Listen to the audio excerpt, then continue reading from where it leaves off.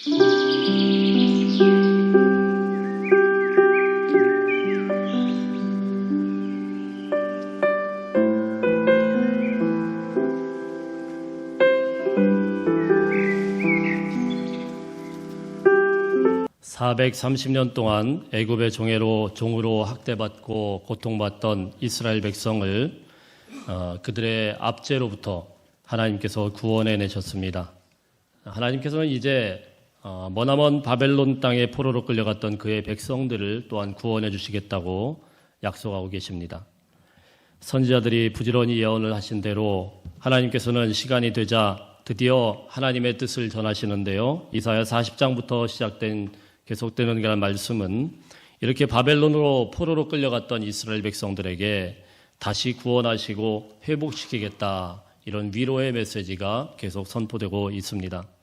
그들의 복역의 때가 끝났고 그 죄악이 사함을 받았다라고 이야기를 하고요. 그 포로의 기간이 다 끝났다라고 말씀을 하고 있습니다.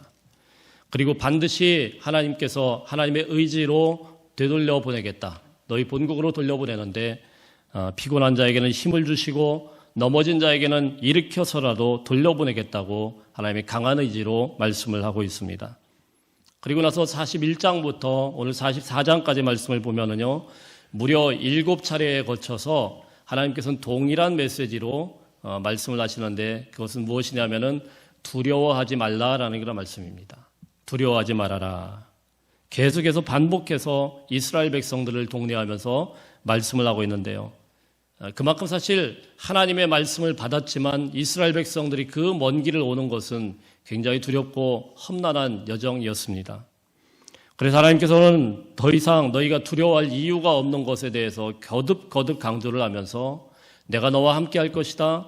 내가 너를 굳세게 할 것이다. 내가 너를 도와줄 것이다. 너는 내 것이다.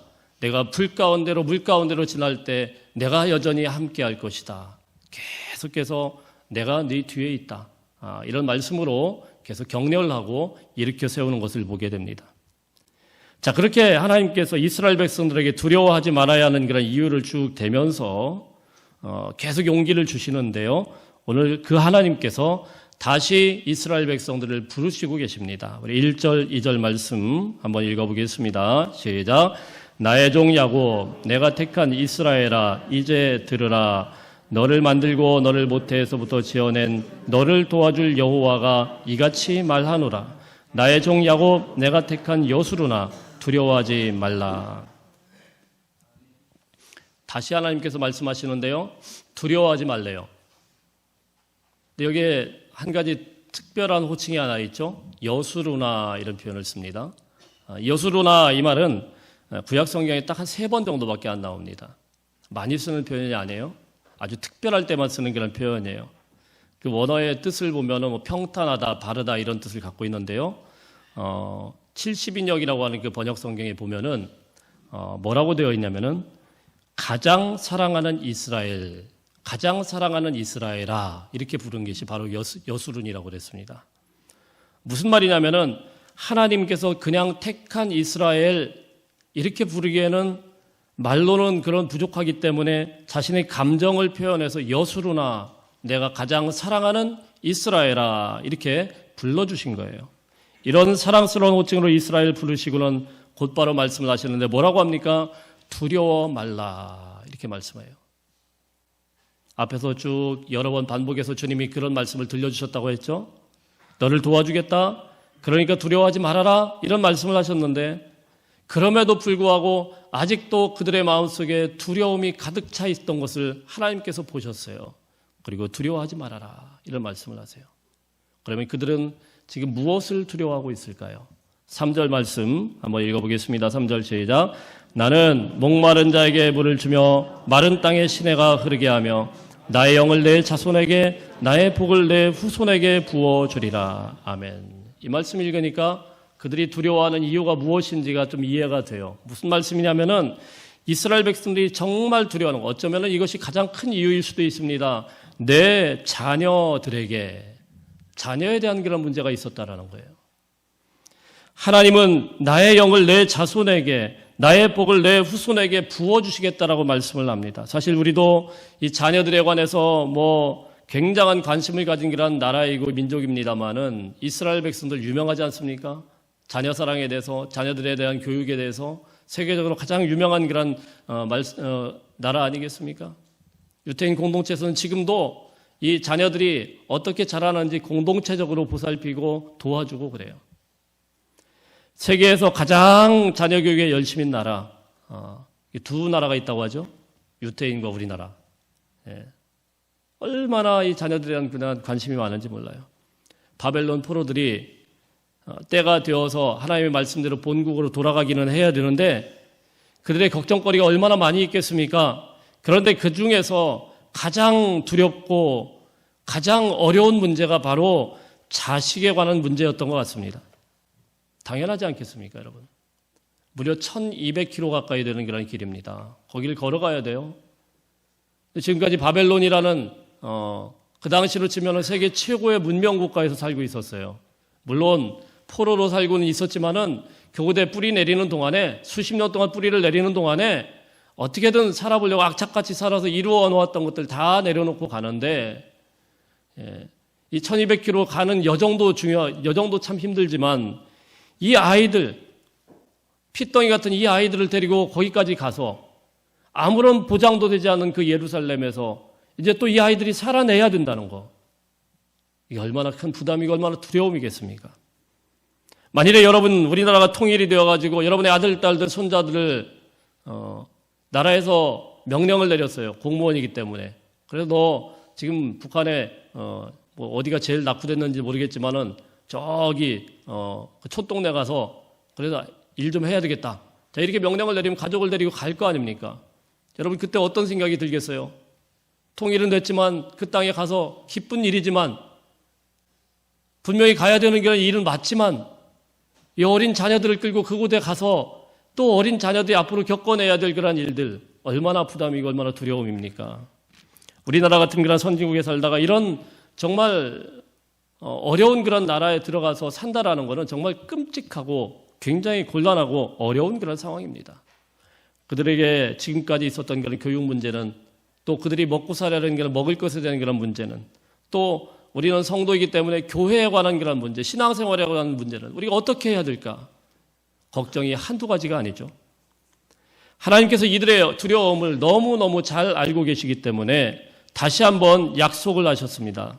그런 자녀들 때문에 두려워하지 말라는 거예요. 내가 그들을 책임져 주겠다는 말씀입니다. 저는 여러분들 다 아시지만 한국에서 계속 목회를 하다가 한 4년 전쯤 호주를 청빙을 받아서 갔습니다. 당시에 저희 나라도 뿐만이 아니고 전 세계적으로 코로나가 굉장히 심각했기 때문에 그 어려운 시기에 뭐 호주 한인교회는 더 어려워졌기 때문에 멀리는 저에게 이제 청빙 제안이 들어왔는데 교회가 어렵다니까 이제 가긴 가야죠. 그런데 마음속에 늘 이제 부담이 하나 있었어요. 우리 아이들, 이 아이들을 어떻게 할 것인가. 자, 이런 부담이 있었는데 그래도 이제 쉽게 결정할 수 있었던 그 이유는 무엇이냐면은 우리 아이들이 여기 입시 지옥에서 조금 벗어나면은 또 그 서구권에서 또 영어권이니까 거기에서 좀 잘 생활하면은 좋겠구나. 자, 이런 바람도 솔직히 있었어요. 예. 목회적인 바람도 분명히 있었지만은 그런 바람도 있었어요. 그래서 아이들을 데리고 큰 결심을 하고 비행기 타고 갔습니다. 어쨌든 도무지 불가능할 것 같았는데 비행기길이 열리게 되고 하늘길이 열리게 되어서 저희 온 가족이 호주에 갔습니다. 그런데요, 그곳에서 이 아이들이 우리의 바람대로 잘 살면 좋겠지만은 그렇지가 않아요. 결국 둘 중에 한 아이는 호주에서 일반 하이스쿨을 다 마치질 못하고 우리나라로 치면 고1인데 그때 학교를 그만뒀어요. 참 힘들었어요. 이 아이랑 막 실갱이하면서 이야기를 하는데 도무지 제가 어떻게 할 수가 없어요. 그래서 이 아이가 결심을 하고는 다시 한국으로 돌아왔습니다. 한국으로 와서 혼자 검정고시를 다 치르고 그리고 거기 자격검증을 하더니 영어 공부를 다시 해서 유학을 간 거예요. 그래서 제가 혼자 생각할 때 야, 아이들 때문에 여기까지 왔는데 이런 짓을 하네요. 얼마나 후회했는지 몰라요. 차라리 내가 그냥 거기서 그냥 그렇게 보냈으면 됐는데 뭐 하려고 이런 짓까지 했나. 마음의 부담도 되고 어려움을 겪었지만은 저는 그 아이의 모습을 지켜보면서 참 내 판단이, 어른으로서 하는 게란 내 판단이 무조건 옳은 것이 아니구나라는 것을 뼈저리 있게 느꼈습니다. 지나놓고 보니까 정말 하나님의 은혜였어요. 쉽지 않았지만 이 자식 문제에 관해서 부모가 원하는 대로 자식들이 따라주면 좋겠지만 안 따라주고 또 자기 멋대로 살고, 자, 이런 모습들이 우리 안에 있다라는 거예요.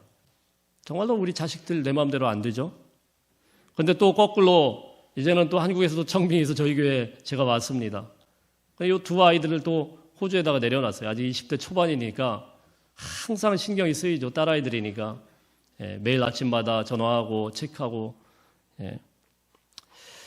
왜 제가 이런 말씀을 드리냐면은 자녀 문제에 있어서요, 우리가 분명히 한계가 있어요. 할 수 있는 한계가 있어요. 못 해줘요. 자녀가 어느 정도 자라고 나면 우리가 해주고 싶어도 할 수가 없습니다. 그냥 그 아이들이 그냥 그 주어진 환경에서, 상황에서 잘 견뎌주기만을 바라고 하나님 앞에 기도할 뿐이죠. 여러분의 자녀 문제는 어떻게 한다고 되는 것이 아닙니다. 자녀들에게 가장 좋은 것으로 주고 가장 최선의 것을 다해주지만은 아이들의 인생들이 그렇게 하면은 잘 될 것 같지만 우리의 뜻대로, 우리의 생각대로 자녀들의 인생이 되는 게 아니에요. 하나님께서 그들을 붙들어 주셔야만 됩니다. 하나님께서 그들 인생을 붙드시고 도와주신다라고 말씀을 하고 있어요. 근데 하나님께서 뭐라고 말씀합니까? 2절 보면은 너를 만들고 너를 모태에서부터 지어낸 너를 도와줄 여호와가, 너를 도와줄 여호와가, 우리를 만드신 분도 하나님이시고 모태로부터 지으신 분도 하나님이시고 불러내신 분도 하나님이신데 그 하나님이 너를 도와주겠다고 하세요. 도와줄 만반의 준비가 다 돼 있어요.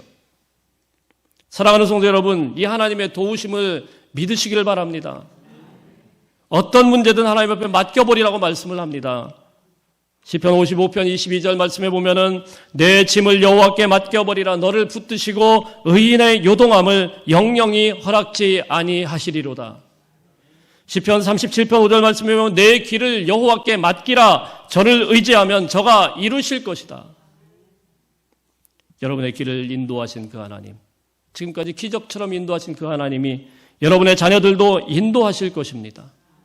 우리를 도우시는 하나님께서 우리의 사랑하는 자녀들도 반드시 도와주실 것입니다. 여러분, 그렇다면 하나님께서 구체적으로 어떻게 도와주실까요? 3절 말씀을 하나씩 살펴보겠습니다. 먼저 목마른 자에게 물을 주며 이랬습니다. 목마른 자에게 물을 주며. 여러분, 이 물이라는 것은 생명과 직결되는 거 아니겠어요? 여러분의 자녀의 생명을 하나님께서 책임져 주신다라고 말씀하고 있습니다. 사실 우리가 이 생명과 관련하여서요, 자녀들에게 영향을 끼치는 건 아무것도 없어요. 우리가 할 수 있는 게 아무것도 없어요. 지켜주고 싶어도 못 지켜줍니다. 참 신비하지 않습니까? 목사님, 그래도 저한테 조금의 권한이 있지 않을까요? 없습니다, 여러분.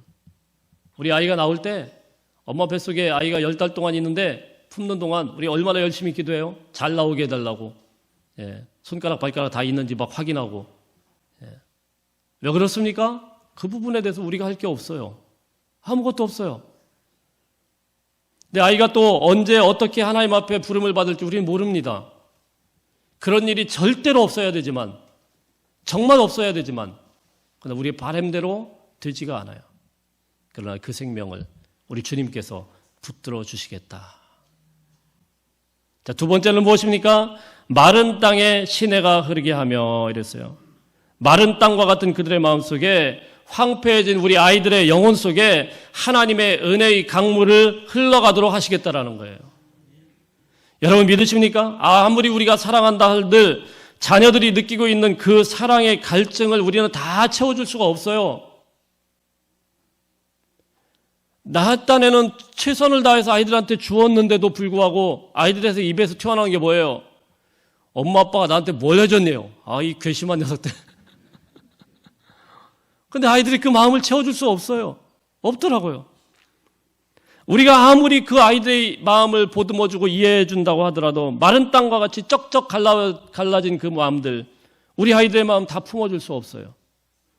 우리 하나님의 은혜의 강물이 그 모든 마른 땅을 쩍쩍 갈라진 그 마음들을 적셔주셔야만 되는 거예요.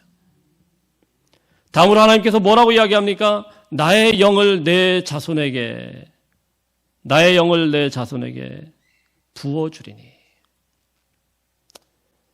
무엇보다도 중요한 것은 하나님의 영을 부어주시겠답니다. 여러분, 우리의 성도들의 가장 간절한 소원이 무엇입니까? 우리 아이들 믿음 생활 잘하는 거 아니겠어요? 신앙 생활 잘하는 거 아니겠어요? 저에게도 가장 큰 기도 제목 항상 1번입니다. 우리 아이들 예수님 만나주세요. 우리 아이들 주님의 사람 되게 해주세요. 기도 제목이에요. 하나님의 영을 깊이 체험하고 아이가 정말 하나님 안에서 기뻐하고 감사하며 사는 것, 이게 우리 소원 중에 소원 아니겠어요? 그런데 우리 하나님께서 뭐라고 말씀하냐면 그 영을 자손에게 부어주신다고 해요.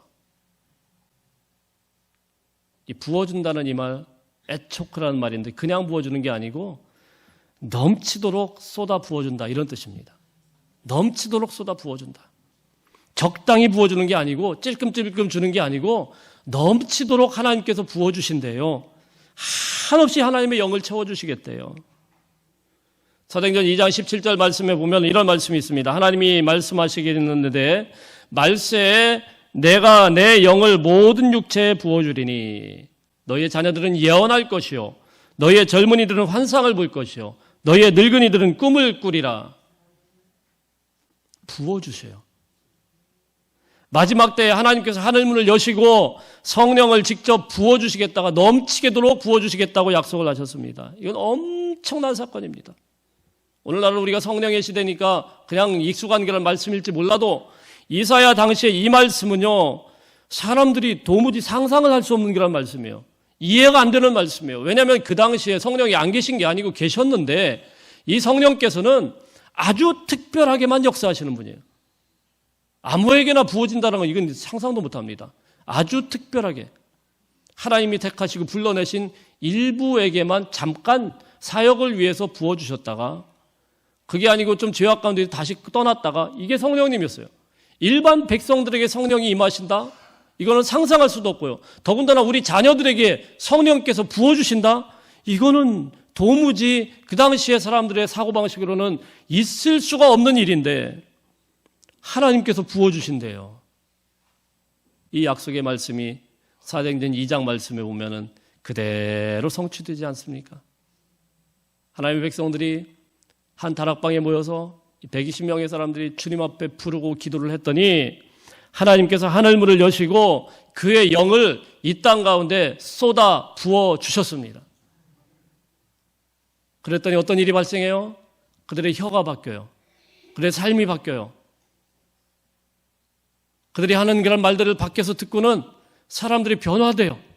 예수의 이름으로 증거하기 시작했는데 그 사람들이 겁없이 하나님의 말씀을 증거했더니 수많은 사람들이 하나님의 교회로 나오게 되고 교회가 태동하게 되는, 교회가 새로 생기게 되는 놀라운 역사가 일어나게 된 것입니다.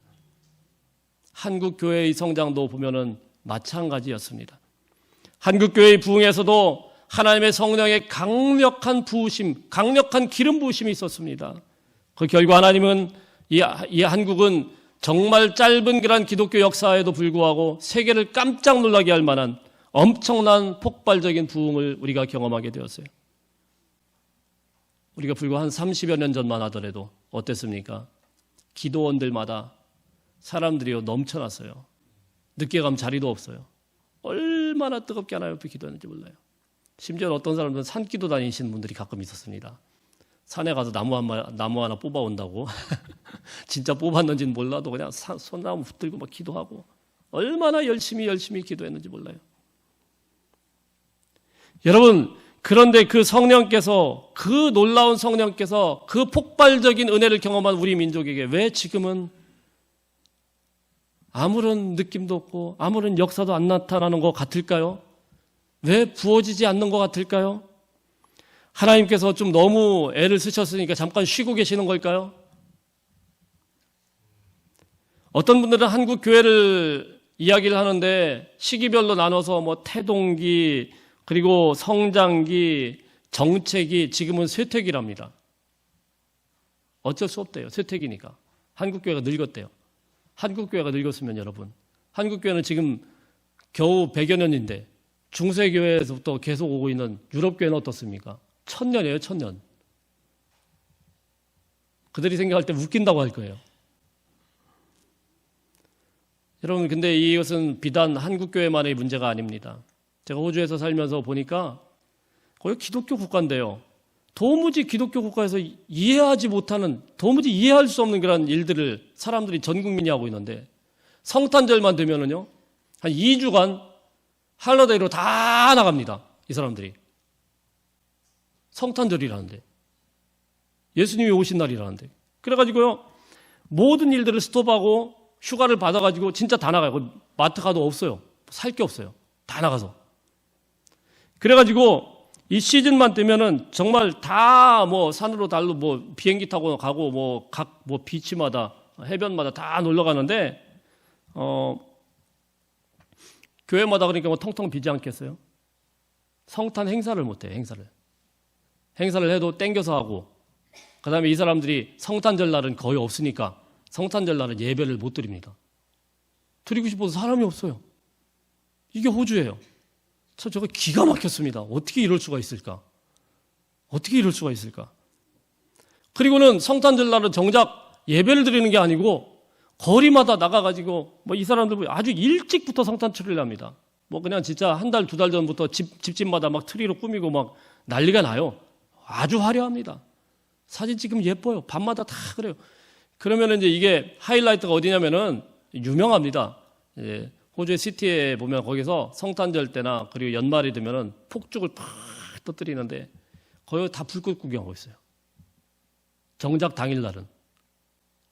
부활절 때는 어떤지 아십니까? 부활절 때도 또 할리데이예요. 이스터 할리데이라 갖고 가게마다 다 안 해요. 뭐 먹고 싶어도 사 먹을 수가 없어요. 다 놀러가요. 다 놀러가요. 기독교 국가라는 이 나라가 크리스마스와 부활절이라고 이야기를 하고, 근데 아무도 교회를 안 나와요. 뭐 아무도까지는 과장이겠지만 안 나와요. 참 기가 막히지 않습니까? 서구 교회들이 지금 그렇게 전철을 밟아가고 있어요. 이게 세계적인 추세 같아 보입니다. 그래서 한국교회, 한국도 선진화되면서 우리가 쇠퇴기라는 말을 쓸 때 전혀 어색하지 않은 것 같아요. 우리도 뭐 그 정도는 아니다고 하더라도 슬슬 와야 되는 그런 분위기가 나오지 않습니까? 그런데 여러분, 2022년에 미국의 고든 코넬 신학교에서 연구를 한 그런 보고서가 하나 있는데요. 지금 최근에 전 세계적으로 가장 폭발적으로 부흥하고 있는 종교가 뭐냐? 기독교라는 거예요. 희한하죠? 그래서 그 데이터를 봤는데 서구 선진국에서는 계속 줄고 있고 남반구를 중심으로 아주 폭발적으로 기독교 인구가 늘어나는데요. 2022년에 전체 세계 인구가 81억인데 기독교 인구가 25억 6천 명. 그러니까 4분의 1이 넘어요. 그리고 2025년 내년도 예상이 뭐냐면은 내년도에는 이게 26억으로 그렇게 늘어난대요. 26억 4천 명. 이 말은 무슨 말이에요? 단 3년 동안에 1억 명이 늘어요. 1억? 그러니까 별로 감이 안 와요. 단 3년 동안에 1억 명이 지금 늘고 있단 말이에요. 그야말로 폭발하고 있죠. 그리고 이 보고서에 의하면은 2050년 되면은 무려 33억 명의 기독교 인구가 생길 것이다라고 예상을 내놓았습니다. 사랑하는 성도 여러분, 우리가 뭐 미지근하다고 해서 성령께서 우리에게는 뭐 별로 안 하나 보다 옛날에 그랬는데 우리의 착각입니다, 여러분. 성령께서는 지금도 열심히 일하고 계세요. 한마디로 애들 말로 열일하고 계세요. 열일하고. 정말 열심히 일하고 계셔요. 우리의 착각일 뿐이에요. 2024년에 미지근하다고 해서 성령께서도 미지근하게 이에 대한 은혜를 주시는가 보다. 여러분, 선진국에 사는 우리들의 착각이고 지금도 성령께서는 놀랍게 뜨겁게 부흥의 역사를 일으키고 계십니다. 세계와 백성과 민족과 열방 가운데 예수 그리스도의 이름을 부르는 자들에게는 성령께서 정말 폭포수와 같이 넘치도록 부어지고 있다는 것이에요. 젊은이들이나 노인들이나 남종이나 여종이나 가릴 것 없이 성령께서는 지금도 놀랍게 역사하고 계신다는 것입니다. 사도행전 1장 8절 말씀에 보면 오직 성령이 너희에게 임하시면 너희가 권능을 받고, 성령은 하늘의 권능, 하늘의 능력입니다. 이 능력이, 이 성령의 권능이 우리와 인생 가운데 함께하면, 임하면은 인생이 바뀌어요. 인생이 달라져요. 저와 여러분이 하늘의 이 능력으로 온전하게 회복될 수 있기를 축복합니다. 그런데 왜 그 성령께서 지금 우리에게 역사하지 않는 것처럼 우리는 여겨질까요? 여러분, 여기에 아주 중요한 포인트가 하나 있어요. 하나님께서 하늘문 여시고 막 부어주시지만 아무리 성령께서 우리에게 넘치도록 부어진다고 하더라도 성령의 역사가 일어나려면 부르짖어야 돼요. 부르짖어야 돼요.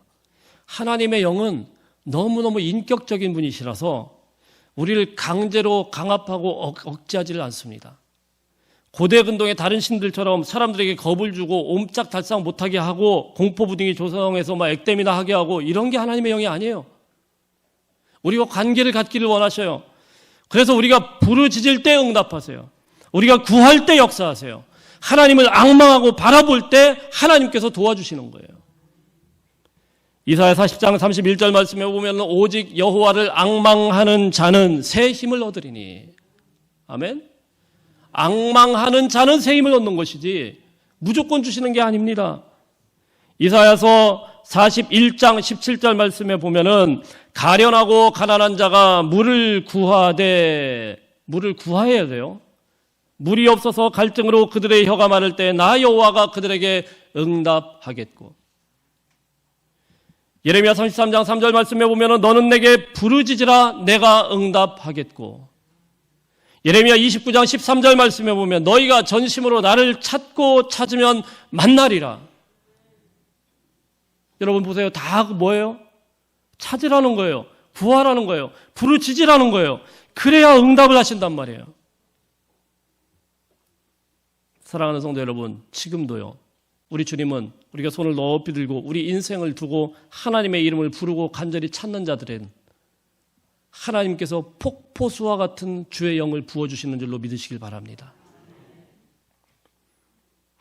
여러분, 그래서 우리가 회복돼야 돼요. 다시 한번 부르짖을 수 있기를 축복합니다. 예배당 와서 부르짖고, 가정에서 자녀들 손잡고 부르짖고 기도하고, 사업장에서 그리고 학교에서 부르짖고 기도하면은 하나님께서는 이미 우리를 다 만나실 준비가, 만반의 준비가 다 돼 있어요. 부르짖고 찾기만 하면 그의 영을 부어주신다고 합니다. 오순절 성령께서 강림하실 때도 똑같은 원리였어요. 주님께서 약속하신 그 성령을 붙들고, 그 말씀을 붙들고 하나님 앞에 간절히 기도한 120명의 사람들에게 성령은 하나님께서 부어주셨어요. 하늘문을 여시고 부어주셨어요. 넘치도록 부어주셨어요.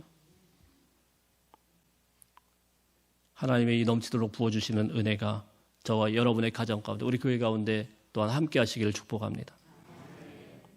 마지막으로 하나님께서 또한 어떤 약속을 하십니까?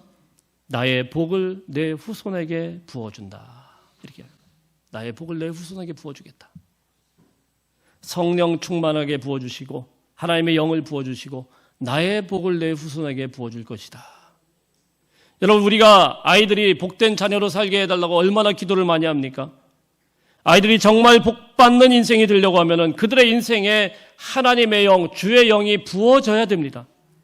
이렇게 하나님의 영이 부어지면은 하나님의 복도 그대로 따라오는 거예요. 하나님의 복을 또한 부어준대요. 얼마나 우리가 원하는 말씀이에요. 하나님의 복도 그대로 따라서 부어주겠다. 그럼 이런 복받는 인생은 어떤 인생입니까? 아이들이 복받게 되면 어떤 일이 나타납니까? 과연 어떤 모습으로 나타납니까? 4절 한번 읽어볼까요? 4절 시작. 그들이 풀 가운데서 솟아나기를 시냇가의 버들같이 할 것이라. 아멘. 일어난대요. 솟아난대요. 할렐루야. 넘어지지 않고 일어난대요. 여러분, 성령 받고 하나님의 복이 임한 사람들은 잡초 가운데서도 솟아나요. 성령의 능력이 있는 사람들은 쓰러질 것 같은데 다시 일어나게 돼요. 오뚜기처럼 벌떡벌떡 일어나게 되는 거예요. 절대로 안 쓰러집니다, 여러분. 두 번째 또 뭡니까? 시냇가에 버들같이 할 것이다. 시냇가에 버들같이 할 것이다. 주의 성령께서 계속 물을 공급해 주시고 자양분을 공급해 주시니까 아무리 가물어도 끄떡 없어요. 시냇가에 뿌리를 내리고 있기 때문에 아무리 황폐한 땅에서도 죽지 않아요. 사랑하는 성도 여러분, 우리 사랑하는 자녀들이 어떻게 해야 복을 받습니까? 성령이 부어져야 되는 거예요. 성령의 은혜가 부어지면 그 은혜로 하늘의 복이 같이 흘러 들어오게 되는 거예요. 여러분 이것을 믿으시기 바랍니다.